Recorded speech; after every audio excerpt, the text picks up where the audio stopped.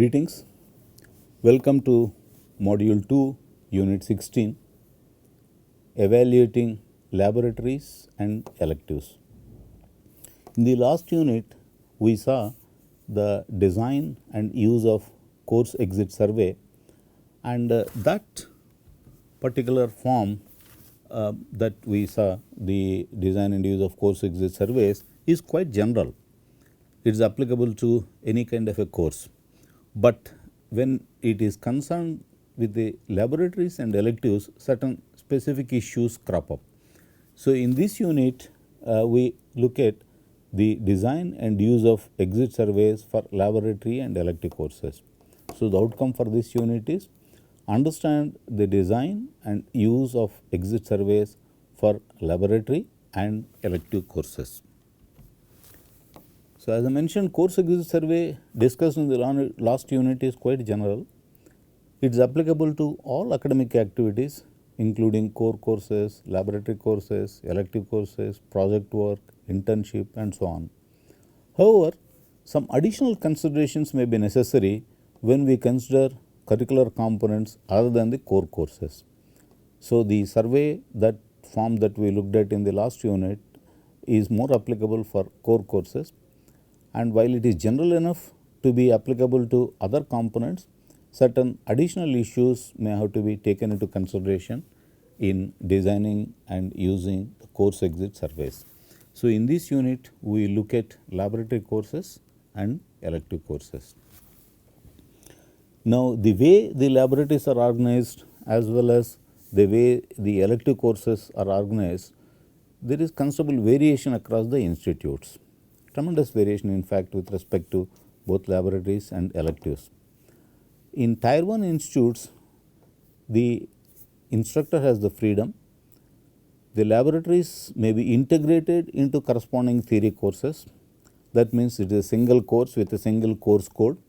For example, the credit structure may be 3-0-1, that means 3 hours of theory, no tutorials, and 1 credit of laboratory work, which typically translates to 2 hours of work per week. So, the theory and the corresponding laboratory are integrated into a single course, and there is a single grade which is finally awarded with respect to this course. Or it may be offered as an independent course, example 0-0-2. That means there is no theory, no tutorials, only laboratory work worth 2 credits, that means 4 hours per week. Now, this is a course by itself and it is awarded a grade. So, the grade is awarded based only on the laboratory work. The laboratory course is offered as an independent course. Both are possible. Tier 2 institutes, most common scenario in India at present is that laboratories are offered as independent courses. That means typically no theory, no tutorials, and only the laboratory credits are existing, and that becomes a course by itself and is awarded a grade. The corresponding theory is taught in a course which has a different course code. It is not that there is no corresponding theory, but it is a distinct separate course with a separate course code, and grades are awarded separately for the theory part and for the laboratory part. So, the laboratory itself becomes a course by itself. That is the most common scenario in Tier 2 institutes. Now, if we have an integrated course, that means both theory and laboratory combined, then the course exit survey may not allow too many questions regarding only the laboratory component. The reason is that we have already certain questions regarding the theory part, then the number of questions that we can ask regarding the laboratory part may not be many, because the overall survey form has to be of certain limited length. We cannot have survey form in which there are too many questions. We already have seen that that is not a good design. So, because of that, the course exit survey for an integrated course may not allow many questions regarding the laboratory components, as we cannot have a survey form that is too long. On the other hand, course exit survey for a laboratory only course can be more elaborate. We can have more questions. Even for an integrated course, it is possible to have a separate exit survey only for the laboratory component, because we are essentially using the exit survey to gather data which can be used to improve the implementation of the course the next time. So, nothing prevents us from having a separate exit survey only for the laboratory component, even in the case of an integrated course. In fact, if we do that, we have the advantage that we can get more detailed data regarding the laboratories. So, it may be desirable, even if the course is integrated course, to have a separate exit survey only for the laboratory component. So, when we are designing the course exit surveys for the laboratory courses, it may be worthwhile having IQAC participate in the design of the form, the internal quality assurance cell, or some similar body which exists at the institute level. If that body participates in the design of exit survey form, there are certain advantages. Exposure to the exit survey form upfront may help the instructor in implementing the laboratory course in a better way. Now, it looks a little bit peculiar, but basically the exposure to the survey form would help sensitize the instructor to the issues that are involved in good implementation of a laboratory course. So, such an exposure itself, particularly for a novice, would be very helpful in implementing the laboratory course in a better fashion. So, some of the questions may sensitize the instructor, particularly a novice instructor, to some of the issues in implementing the laboratory courses, and that would help probably in implementing the laboratory course in a better fashion.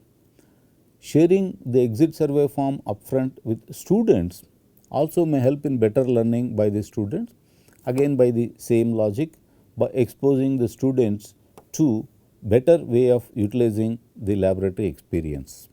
So, if we can design an exit survey for the laboratory courses upfront and share it with faculty and students, it has some positive impact on the learning as well as the way the laboratory course is implemented. Obviously, there is no unique design. We have to experiment and see what works best in our specific context. Questions which were discussed in the last unit related to course management, learning environment, course outcomes, instructor characteristics are all applicable to laboratory courses also, perhaps with some minor modifications where required. But some typical additional questions related to laboratories that we can ask would be: laboratory work helped in attaining the stated competencies? Laboratory work added value to the knowledge gained from the corresponding theory courses. The theory course gives certain kind of knowledge, skills and attitudes to the student. The laboratory work, does it add any value to that, or whether it just simply repeats whatever has been learnt in the theory class? The time provided for carrying out the experiments was totally inadequate to needlessly more time.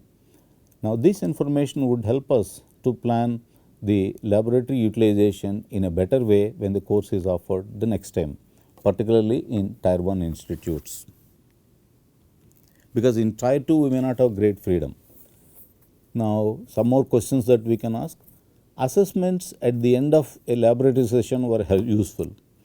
Now, as a part of the NBA requirements also, it is required that at the end of every laboratory session, the student's performance needs to be assessed and recorded. Now, these assessments help the students know the outcome of that particular experiment, as well as maybe some other attributes and skills that are required. Now, these assessments at the end of a laboratory session, were they helpful to the students, or were they just mere routine questions? Then another important area is laboratory manuals. We can ask several questions regarding them. So, some possible questions are: laboratory manuals provided were helpful in attaining and demonstrating the stated outcomes. Laboratory manuals reduced the laboratory work to merely filling up the tables. In some cases, some institutes, the laboratory manuals are so elaborate that there is nothing left for the student to learn as such. The whole setup is clearly written, or in the case of programming laboratory, the entire program is given, the student merely types it in the program, or in the case of some other experiments, everything that needs to be done, micro steps are detailed in the manual. The student merely in a rote fashion repeats whatever is given in the manual, and tables are also printed. All that the student has to do is just note down some value and fill it up in the table. Practically there is no learning involved. So, if that is the way the laboratory manuals are prepared, probably they would not really help the students to learn anything in the laboratory work. And many of the students actually may not like that kind of laboratory manual, which does not help them to explore, experiment or learn anything new. So, we could ask a question: laboratory manuals reduce the laboratory work to merely filling up the tables. In fact, such a question, if it is there in the exit survey form, an instructor conducting the laboratory would also be sensitized to this issue. So, the very fact that such a question is there in the survey might sensitize the instructor to revising the laboratory manual. So, we can ask this question and strongly agree to strongly disagree. Relevant learning material was available and easily accessible. The related user manuals, help manuals, the equipment manuals, they are all easily available and accessible. Technical support staff in the laboratory were helpful. That is also another question that we can ask. And some more questions can be: adequate training was provided on the use of tools helpful in the laboratory work. Now, often it happens that the laboratory work is not planned as carefully as the theory work. So, the tools which would make the laboratory learning experience better would not receive adequate attention. Students are not trained well in the use of these tools, and this leads to low quality learning by the students. For example, in a typical programming environment, particularly in the first year, in fact, most of the institutes have in the first year a programming course, maybe based on C language, sometimes it is based on Python or Java, but typically most of the institutes do have a programming course in the first year. And while the language is taught, the specific execution environment or development environment is familiarized to the students. Often the associated debugging tools are not really given enough importance. The students struggle by trial and error, they try to correct the programs, but in a formal way the introduction of the tools which would help debug the programs efficiently are not really learnt by the students. The instruction also does not explicitly provide for such a training. So, we could ask the questions: adequate training was provided on the use of tools helpful in the laboratory work. Similarly, in several departments in the electronics related areas, there are good instruments like logic analyzers, in-circuit emulators, but they more or less remain locked up in the shelves. In the regular laboratory works, these instruments are not really made use of. Students are not given adequate training on the use of these tools, and in fact, sometimes no training at all on the use of these tools, and the learning quality suffers because of this. Even though resources are available, they are not utilized properly. So, we can ask a question: adequate training was provided on the use of tools helpful in the laboratory work. Again, as I mentioned, having this question itself in the survey form may trigger both the faculty and students to explore the possibilities of using such tools in a more effective fashion. Then the required equipment was well maintained and calibrated properly. Primarily, this would show up in the experiment not leading to valid results, and if the student is perplexed, the laboratory support staff or the instructors, when they examine the data, they in general find out that there are problems with the equipment. Though the student has conducted the experiment properly and recorded the data properly, the results are invalid, not because of any error on the student side, but because of the problems with the equipment, either their calibration problems or some other issues. So, that is how the student would come to know that the equipment was the one which was giving the trouble. So, we can ask the question, required equipment was well maintained and calibrated properly. In fact, in the accreditation, this is one of the essential criteria, that the equipment is regularly serviced and calibrated periodically as required. So, there must be an appropriate preventive maintenance schedule by the department. That is also a requirement from that side, but from the students' learning side, we can ask this question. The required equipment was well maintained and calibrated properly. Required components were always available. The physical environment in the lab was well maintained, conducive, and the course had some open-ended experiments allowing some exploratory learning. This again is more easy in a tier 1 institute, but in a tier 2 institute also it is possible to provide this kind of learning experience to the students. Most of the time the laboratory experiments are totally well defined, and the outcome is also well known, and the students are expected to simply carry out the experiment to ensure that the stated outcome is achieved. But it would help in learning well by the students if some of the experiments do not have any well defined outcome, but they are more exploratory in nature. So, the students, if they get an opportunity to conduct some of the experiments in a slightly open-ended fashion, it may create certain excitement as well as better learning by the students. So, is there such an opportunity given? So, we can ask the students. The course had some open-ended experiments allowing some exploratory learning. So, these are some of the questions that we can ask with respect to the laboratory courses, in addition to the typical questions that we already covered with the course exit survey for the core courses. Now, let us look at the elective courses. Now, the outcomes of elective courses do contribute to the attainment of program outcomes and program specific outcomes, there is no doubt about it.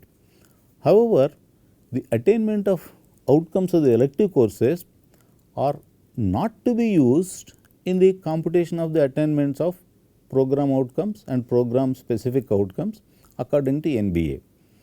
NBA insists that the attainment calculations for POs and PSOs be based on the course outcomes of only core courses. Now, this leads to probably a scenario where the elective courses are somehow looked at as not that very important from the quality perspective. Not always, but in some cases, in some institutes and with respect to some faculty, the elective courses may not be treated seriously, because their outcomes are not being used to compute the attainments of the POs and PSOs. But it is very important to note that the outcomes of elective courses do contribute towards program outcomes as well as program specific outcomes. And in fact, electives have special characteristics. They permit a program to be more responsive to the developments in the technical domain concerned, because electives can be offered much more easily, much more frequently in the curriculum compared to the core courses. So, they allow a program to be more dynamic and responsive to the developments in the technical domain concerned. And closing the quality loop is essential even for an elective course. Even with respect to elective course, it is important to get the feedback data and plan for improvements in the implementation of the course the next time it is offered. So, we must set targets for the attainment of COs, we must compute the actual attainment of the COs, and if there are gaps, we must plan for improvements. So, getting the feedback data from the courses is as important for elective courses as for core courses. So, getting quality feedback regarding elective courses is more challenging than getting such feedback for core courses. We will see some of the peculiarities of elective courses, but it is very important to get the feedback data even for elective courses. Now, what are the complexities with respect to these elective courses? The number of elective courses offered in different semesters and the way these electives are structured vary considerably from institute to institute. In fact, enormous variation exists with respect to elective courses. Some institutes offer an extremely limited set of electives, while some do offer a wide choice for the students. In fact, in some cases there is a joke that the elective is for the department. The reason is that even though there is a set of electives specified in the curriculum, the department may offer only a single elective. So, effectively it becomes core for the students. But some institutes do offer a wide choice for the students. Now, electives may be offered as a plain basket, just simply a list of 10-15 courses is provided to the students and students can pick up any from this list, or they may be grouped and be semester specific, in the sense that in one semester I may say there are 2 elective groups, and in group 1 these are the courses and in group 2 these are the courses. So, the student has to pick up exactly one elective from first group and exactly one elective from the second group. That means the electives are grouped and these groups are very semester specific. One particular group is offered during one semester only. So, it is possible that this is how the electives are organized. Then it is also possible that electives are structured into streams, in the sense that the electives are related to each other in subsequent semesters and students may have to take electives from the same stream in successive semesters. For example, if the student picks up one elective from, let us say, image processing and pattern recognition stream, in the next semester the student is supposed to pick up another elective from the same stream. So, some institutes actually insist that students must select electives like this in a stream only. In some institutes, even though streams exist, that may be more suggestive in nature and students may have the option of breaking from this stream. And all the electives may have to have the same number of credits. Many institutes impose this restriction and that is from the convenience of administration of the program. So, all the electives are 300 or all the electives are 400. Like this, institutes impose restrictions on the credits that an elective may have. Then in some institutes, the electives are not supposed to be having any integrated laboratories. All core courses have variable structures and all elective courses have identical structure. Every elective must be necessarily 300. That is how they may specify. That means no integrated laboratories will be allowed with elective courses. In some cases they may allow. Then electives may be discipline specific or they may be even open electives. Students can choose to opt for electives offered by other departments. These electives are normally more to broaden the scope of the learning by the student, to give wider perspective. So, they can be, for example, a computer science student may opt for an elective that is being offered by mechanical engineering department. So, it is possible such an open elective. So, the electives may be discipline specific or they may be open electives. And also another aspect is that generally changes in the core courses happen over longer periods. Typically, once the core courses are finalized, at least one batch of students is expected to come out with the same structure, that is 4 years. Then only a change in the core course is contemplated. But changes in the elective courses may occur even from 1 year to the next year. So, they are much more rapid. New electives may be offered and old electives may be dropped, content may change. So, many possibilities are there with respect to the electives. Then the number of students who register for the elective courses, the registrants for the elective courses. Many institutes stipulate a minimum number of registrants for an offered elective for it to be actually delivered. That is, at the start of the semester, the electives proposed to be offered by the department are listed and the students register for them, and unless there is certain minimum of registrants, and actually an elective may not be really implemented. What is given on the initial list may not really be implemented. So, they stipulate a minimum number of students registrants for an elective to be actually delivered. It could be a small number like 10 or 15, whatever be the number. And it is possible that an elective has actually only that minimum number of registrants. The implication is that the number of students who have registered for that elective is very small. And if that happens, the course exit survey would be having feedback from a very small number of students, and thus to draw meaningful conclusions may be very difficult. And from a very small set of students, if you have, getting valid data becomes more challenging. We will discuss what to do in such cases. But these are all the possibilities that exist, only some. In fact, there are many other variations, because of which the design of the course exit survey for an elective course has its own peculiar issues. Getting valid survey data, as we already mentioned, is extremely important, and that is a major challenge even with respect to core courses. But with respect to elective courses, it becomes much more challenging. First thing is that even though the elective courses are not being used to compute the attainment of POs and PSOs, the process of collecting survey data must remain rigorous. Electives must not be treated as something with which we can be loose with respect to the quality aspects. So, the process of collecting survey data must remain as rigorous with elective courses as with core courses. If the number of registrants for the elective course is small, it may be necessary to have a more detailed survey form, because the number is very small. We may not be able to get meaningful and valid data unless we ask more questions in greater detail to extract more information, so that we can draw valid conclusions from this survey data. So, if the number of registrants for the elective course is small, it may be necessary to have a more detailed survey form. If the students are willing, in fact, it may be very useful to have an exit face-to-face interaction session to get more data regarding the elective courses.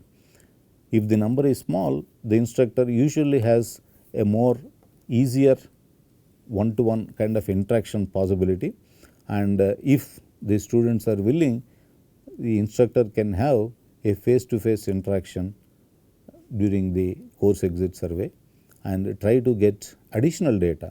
What is revealed in the anonymous survey data is fine, but in addition one can have an exit face-to-face interaction to get more data. And a more detailed analysis of survey data needs to be recorded for it to be useful next time, because next time there may be minor changes in the contents of the elective course. So, the analysis of the survey data must be specific to each CO, so that next time even if there are minor changes, we can use a large part of the information gathered from the survey data. The conclusions are still useful for the delivery of the elective next time it is offered, even if there are some changes. So, a more detailed analysis of survey data needs to be recorded for it to be useful next time. Of course, if there are no changes in the elective course which is offered the next time, then it is fine, but a more detailed analysis would help the data to be useful even if there are some minor changes in the elective course. Now, the actual exit survey for the elective courses, if you look at it, all the questions discussed in the previous unit on course exit surveys are also applicable to elective courses, but some typical additional questions which are possible for elective courses we can discuss. Semester in which it is offered is appropriate. As I mentioned, some of the electives are semester specific. So, if it is offered in a particular semester, do the students feel that that is an appropriate one? This can be with respect to the prerequisite knowledge that this elective course assumes, whether it is already covered in the earlier semesters, and the sophistication of the elective course, is it consistent with the maturity level expected from the students at that semester. So, from all these considerations, is it appropriate? The semester in which this elective is offered, is it appropriate? Or if the students feel that it must be offered in a later semester or earlier semester, we could get information on these aspects. Course is relevant to the program of study. If it is particularly discipline specific elective, we can ask whether it is relevant to the program of study. The value of the elective would have been better if it had a laboratory component also. Some of the elective courses, even though they are offered as theory courses, are actually better taught along with a laboratory. So, if the students strongly feel that a laboratory would have helped in learning that material better, then we need to plan something regarding that aspect. So, this question would allow the instructor to plan implementation in a slightly different fashion. The value of the elective would have been better if it had a laboratory component also. The elective course has substantially new learning material, in the sense that the material provided in this elective course is something novel. Alternately, we could ask the question, the course contents overlap substantially with the contents of core courses. Both are same essentially, both questions.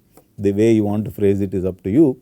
But what essentially we are trying to say is that if the material from 2-3 different core courses is simply clubbed together and offered as an elective course, it does not add substantially to the learning of the students. So, one can ask whether the material provided in that elective course is substantially new learning material, or is it more or less what is already discussed in some other elective courses. The elective course deals with the current technology. It is also important, deals with the latest issues, latest developments in the technology. The learning material provided was relevant, particularly if the elective is with very recent developments in technology. The learning material may not be that easily accessible or available to the students. So, it is important to know whether the learning material provided was relevant and easily accessible. And even if a course is offered only as a theory course, as just now we discussed, learning may be better if some kind of laboratory experience is provided to the students. So, even if a course is a pure theory course, it is possible to have certain demonstrations in the classroom even of the appropriate laboratory experiments, or it may be helpful if the students are taken to the laboratory and some of the topics are elaborated through appropriate laboratory experiments. If that is the scenario, whether relevant tools were available in the laboratories to explore the material discussed in the course. If it is an integrated course, obviously the relevant laboratory will be there, but even a pure theory course like a 300 course may benefit from having certain possibility of exploring the material in the laboratory, and if relevant tools are available, that may help the students learn the material better.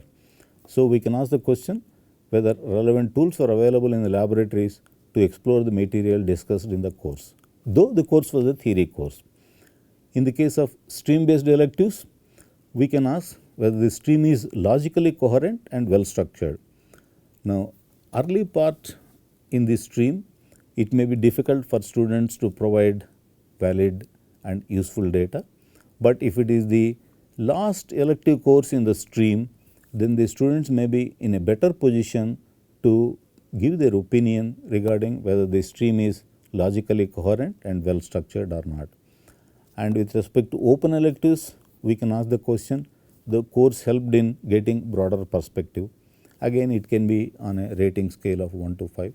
So, this in general will give us an indication as to in what way the open electives are being used by the students, to what extent they find them useful. So, these varieties are possible. Exercise, design a course exit survey for the laboratory course that you taught. Design a course exit survey for the elective course you taught. Thank you for sharing the results of the exercise at tail.iacta@gmail.com. Now, in the next unit, we will look at the project, understand the design and use of project survey. Again, the course exit survey that we discussed for core courses, with some changes with some additional considerations can be used for elective courses and laboratory courses. And when it comes to project, certain additional considerations do come into the picture. So, in the next unit, we will see how to design and use an exit survey form specifically for final year projects. Thank you.